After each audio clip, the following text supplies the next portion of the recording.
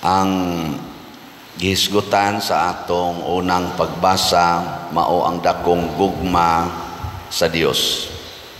Nga bisan pa sa atong mga sala, sa atong pagkamasupilon o pagkamalapason sa balaod sa Ginoo, ang Ginoo mihukom gyud nga iyatang higugmaon.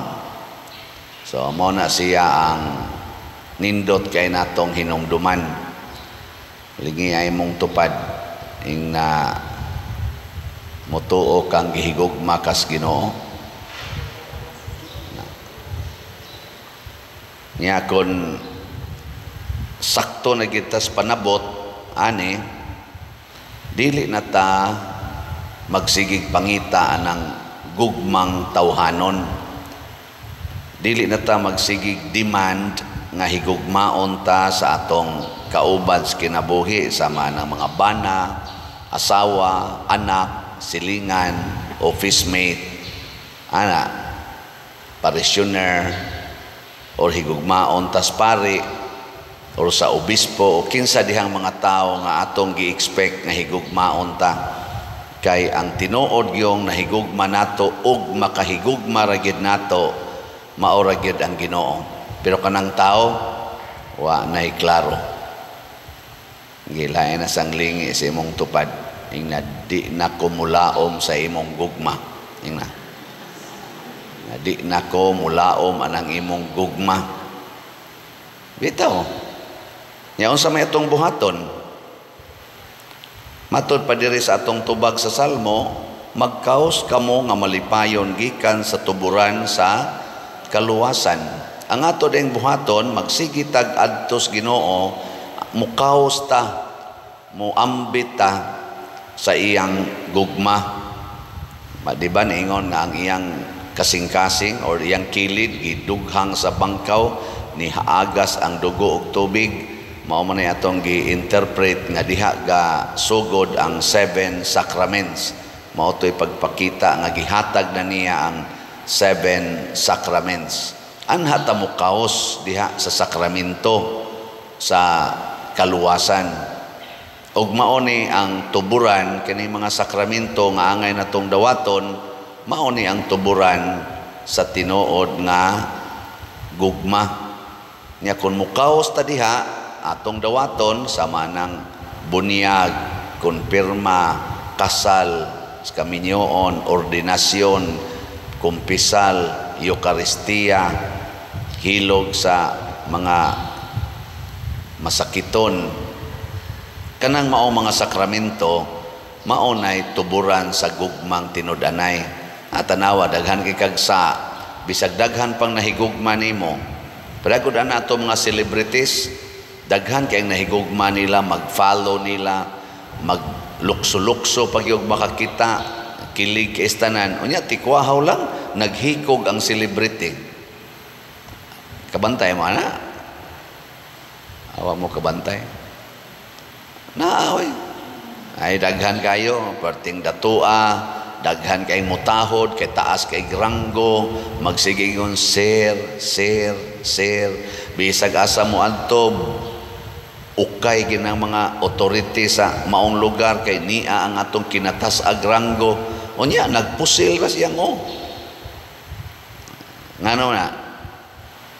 Wa siya mubati nga gihigugma siya. Pero na may daghan kay mutahod niya. Giila man siya. Ilado man kay siya. Tungod kay ang gugmang iyang gipangita mao ang gikan sa tao. Wa siya mangita sa gugma nga gikan sa Ginoo. Muna diri sa to ikaduhang pagbasa gibutang diri nga ingon si San Pablo nga tungod niini nagampo ko sa Amahan nga maoy naghatag sa matuod nga ngalan sa tanang kabanayan sa langit ug sa yuta. Naghangyo ako kaniya tungod sa iyang kadato o kahalangdon. Lig-uno niya ang inyong espirituhanong kinabuhi, pinaagi sa iyang espiritu. Magpuyo unta diha si Kristo sa inyong kasing-kasing, pinaagi sa inyong pagtuo aron malig-on ang inyong gugma ug uban sa tanang katawhan sa Dios makabaton kamo gahom sa pagsabot sa kalapad o kataas, sa kahabog o kalawom sa gugma ni Kristo. Hinaot masayod kamo sa gugma ni Kristo, bisan tuod dili gayod kini masayran sa hingpit, ug sa ingon mapuno kamo sa bug-os nga kahupnganan sa Dios. Wa gilaing makapuno sa atong kasing-kasing sa gitawag og katagbawan ang gugma ra gyud sa Ginoo. Nya unsaon man nato ani pagtugkad? Una, kinahanglan sadta nga mosugot nga mag-antos og paantoson. Mao nay una gyud. Kay matod pa ni Kristo, ang mag-antos uban kanako, malipay sad uban kanako. Sige, ligingay mong tupad ing na mahigugma kang moantos. Ang gugma di ay nga tinud-anay sama sa gugmas Ginoo, dili day na siya nato makuha kung dili ta andam nga moantos. Kadto ra sang mga tao nga ang kasing-kasing abli andam nga mudawat sa mga pag-antos aron makahatag og maayo ngadto siyang isig katao, maora sa dieto sila ang tinuod nga malipay. So kung ikaw bana gusto kang malipay nga tinuod gyud kayo, antusa ng imong asawa. Ikaw asawa gusto kang malipay gyud nga kanang tinud-anay gyung kalipay nga makatagbaw, ay pagsigig reklamo, antusa ng imong bana. Mao na teknik. Sama ni Kristo, nahimo siyang malipayon kayo kay iya tang giantos, gipakamatyan pagid niya. Ingon ana ang kasing-kasing nga mahigugmaon, ug maorasan ng kasing-kasinga ang mahimong tagbaw, kontento. Kinsa ninyo dinhing mga bana nga kontento jud kaayo sa inyong asawa, tas ang kamot. Tanawa di ba usara nya nagpanagana pag yung isa, duha di ay. Wa gyud mo masuko sa inyong asawa. Wa gyud mo kayaw-yaw. Kamo na ito baga na makayaw-yaw kay ka, masuko ka, awa jud ka makontento. Kinsa sang asawaha din ang kontento jud kay sa iyang bana ta sa kamot. Ay ni isa tulo ka buok aduhara de. Nya wa gyud mo kayaw-yaw ha. Wa gyud mo kapangluod sa inyong bana. Wa gyud. Ingon gani ka panagsa pader, wa gyapon ka makontento, na gyapon kay mga nabay mga lugar ba nga murag kani dili pa ni kontento mo na makayaw-yaw ka. Ug sa may hinungdan ug inyo yung subayon nga bisan pas kabuutan sa inyong kaubas kinabuhi, do na gyud panahong makayaw-yaw ta tungod sa atong saman paglikay anang pagantos. Do naman ko'y panahon nga ang atong kuyog kinabuhi mahimo natong pagantos. Di man gina mahitabong perfect ginang iyang pagkaingon ana. Mo agi panahon mo antos kaniya. Kanang inyong mga anak, daghan man kay magsigpangandoy ganak. Sigpangandoy ganak. Maghilak-hilak pa man gani dinhi padir iampo taon ko nga makabibi nami. Unya inigabot na sa anak. Kusi dayon, hapak dayon, yaw-yaw dayon. Pinangayo na nimo nya karon imong kusiyon, imong yaw-yawan. Tungod kay di kaganahan mo antos niya. Parehar sad sa ato gong mga kuan, kaning ato mga gipangandoy, maka-abroad unta ko, makapasar unta ko sa board exam. Ana, pasar na, bar exam, pasar na sad. Karon nagtrabaho na ka, isip accountant, isip nurse, isip engineer, isip lawyer. Unsa may sunod? Sige na sa reklamo, sus, kapuyas trabaho, gamay kayong sweldo, maka-abroad unta ko, maka-abroad unta ko. Nana, process na sa kas abroad, tuan na kas abroad. Pag abot mo sa abroad, unsa naman sad? Reklamo lang yapon, sus, ako na lang gisaligan sa tanan ako mga kaliwat. Sus, mura gyud sila gatanaw nako nga tuburan sa kwarta. Ana magsayon na las trabaho dire. Sige lang yapog yaw-yaw. Ana. Siging hangyo sa Ginoo, mapari unta ko. Pari na. Yaw-yaw na sa so, akong assignment, gamay kayo, parokya, patay ta din di ta mabuhi din pilaray kolekta ni. Ato na yaw-yaw na sa hangyo na sa Ginoo, i-assign kog dakong parokya, gi-assign na sa dakong parokya, dako kay kolekta. Sus, mga isog mo sa kay mga parishioner, punay maglibak, sige mo sa yaw-yaw. Sus, may pag-ibalhin ko atong gamay, kay magtahod pa din sus, mga parishioner, mo'y magbuot sa pari. Yaw-yaw na sa ako noon ako magyaw-yaw din nagyaw-yaw ba ko din panagsa usa ragi ako din kuan sige maintain kana ragi ang pagbaligya slot mao ragi na anya kontento ka na yes nganuan anda man kong muantos pagbaligya bisag dili dayon mahurot o kahalin mao na nga ang atong kuan karon ang mga nahigugma nato ang ilang gipalit nga slot sa atong San Vicente Ferrer's Daily Abundant Graces is BF Dag para sa atong kumbinto niabot nag 24,582 pero naapay 35,418 ka slots nga palitonon pa para nis mga nahigugma niya unsa man na nakahatag og dako kaing tabang nato nakahatag na ta sa mga ginagmayng bayad ngadto sa atong mga contractors nga pertin taon sang higugma nato ambot wa ba kana sila magyaw-yaw ron nga wa pa sila mahumagbayad sige lang itag baligyan ning slots siya sa dugdi gini mahurot nato unya nasa tay 16 slot challenge aning SBF Dag tag 8,000 na nasa tay nadawat nga 53 ka slots atong ka challenge atong pakpakan be ang namalit natong slots praise the Lord ang ato sang MMHD ang katong Mother Mary Healing and Deliverance para nis atong kapilinya para doon natay healing and deliverance na nasa tay halin nga niabot na 1,852 ka slots na apay 4,148 ka slots nga available tag 1,000 pesos per slot. Mao gyapon hangtod karong Hunyo 13 atong palitan og tag sa kaslat si Mama Mary. Dili kamong nakapalit na insured na mo.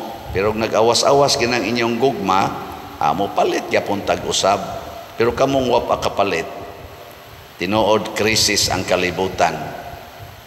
Para nako niining panahon nga magkrisis ang kalibutan ang atong isentro dili na ang pagpangita o paggamit sa kwarta para sa atong security. Invest your money on God by helping people who are in need kanang mas nagalisod pa kay kanato adto nato dito ihatag atong kwarta kaysa magsige na hinuon tagtigom kay nganuman ang Ginoo mo ituburan sa tanang grasya. Matod pa ni San Pablo kinahanglang sination gyud ninyo unsa kalapad kahabog ang gahom o gugmas Ginoo. Munang adto kita mo invest niya. Muna ang sayop nato kung magkrisis na tigom dayon din ako banghatag kay krisis di na mao. Sunda to katong kabus nga byuda. Duha na lang kadako ang iyang kwarta. Krisis ka ito niya. Napagid say anak nga bakanunon, wa pagid siya pagkaon. Unsang iyang gibuhat, gihog niya ang tanan didto sa sudlanan sa templo katong offering box sa halad. Gihalad niya tanan. Wa na gid hinoy na hibili niya. Unsa may nahitabo, ang kasing-kasing ni Jesus nalipay nga nagtan-aw, ang kasing-kasing sa Ginoo nalipay nga nagtan-aw sa gibuhat sa byuda o siguro gyud nga gihatag tong tanan nga makalipay niya gikas Ginoo. Kay lagi lapad habog taas kaayo ang gahom o gugma sa Ginoo nga di na ta makatugkad. Muna dinhi sa atong ebanghelyo si Jesus gibitay sa krus. Pero unsa man gyud kadako ang iyang gugma, Bisag patay na siya, gidugsak iyang kilid, mihatag yapon siya sa 7 sacraments, sa dugo ug tubig. Healing sa mga tao. Iyang gihatag, bisag patay na siya. Imagine na unsa kadako ang iyang gugma. Ma-imagine bitaw nako tong katubang tuod ba nga nakaali sa sakyanan natong Innova nga wa ta mahug sa katong Kimba dito atong may kampaso. Patay man tong tuoran, amo man ang giluka karon, gaan ra siya kay patay man kanang laya gid bang? Laya. Pero bisag laya siya, maura gid siya nakatukod sa sakyanan nga dunay gatungtong nga 8 ka tao. Apil ng pare. Nga wa gyud malahos og ngantos ubos. Og wap ato katong laya. Awa na, hog na. So di na to masabot unsa ka maayo ang Ginoo. Daghan kay nato dinhi mo testimonya pader krisis kay akong kinabuhi pero mopalit gyud kog slat. Nya sa sige na kong palit og slat pader nag-anam og kasulbad ang akong mga problema. Noon nagkasulbad ang akong relasyon sa akong isig ka tawo, relasyon sa iyang pamilya, nag-anam og kanindot, hangtod yun nga ninindot nagmaayo. Daghan kay dinhi manganhi. Palit pa jud kog slat kanunay pader kay nindot kayo ang among pamilya sukad lang sa ikog palit og slat. Mga inana ba makaingon ka nganong nahitabo man na? Wa gikan ginas Ginoo ay nala nag-i-explain. Nasa uban mo ingon pader wa gyud mausab among problema. Akong bana maulang gyapon, himabay lang gyapon kaayo, sugaro lang gyapon kaayo. Wa gyud ba usab, sige kog palit og slat, wa gyud na usab. Pero ang ako yung namatikdan kay di naman ko magyaw-yaw, din aman ko masuko. Ang nausab ang iya na sang kasing-kasing. Nya kabayran ay nagsapi, kabayran ay nag wealth. Oh, wow. Og mauna ang grasya nga di masukod. Ana mo ingon ko ninyo, ngita mo kalinaw, ngita mo kalipay, ay diri mo palit og slat. Ngita mo kalipay, ngita mo kalinaw, ala tabangin ang inyong silingan. Nabutay ni paambit nako nga politisyan sa una pa din pakulatan na nako mga buangon. Kanang magsigig libak nako, paila na kog kaso. Ana ba? Ay nago sa authority. Sus pagsigi na niya kuno kaamgo ani lagi atong wali nga gugma gyud gugma higugmaon bitaw kuno niyang tanan niyang kontras politika sigihan bitaw niya tabang da pag eleksyon wa na gud siya kontra. Wa na mo kontra niya yahay na kayo nganuan iya namang nasuod ang tanan pero wa siya mag-apas ana dili na mo iyang tumong ang iyang giingon ilhon ko ni silang tanan nga akong mga alagaranan ako ni silang mga tao nga akong higugmaon isip elected ko nga official ako ni higugmaon sama ni Kristo way pili buangon ug buutan higugmaon ug mao na ang gugma nga atong pangayoos Ginoo mga igsoon mao nay tuburan sa tinuod nga kasulbaran aning krisis sa relasyon sa atong kalibutan karon. Kita dinis Pilipinas, sige na gyud tandugo na kaayo ang atong relasyon ngadto sa atong silingan nga mga nasod. Ato lang ginang higugmaon. Manindog ta.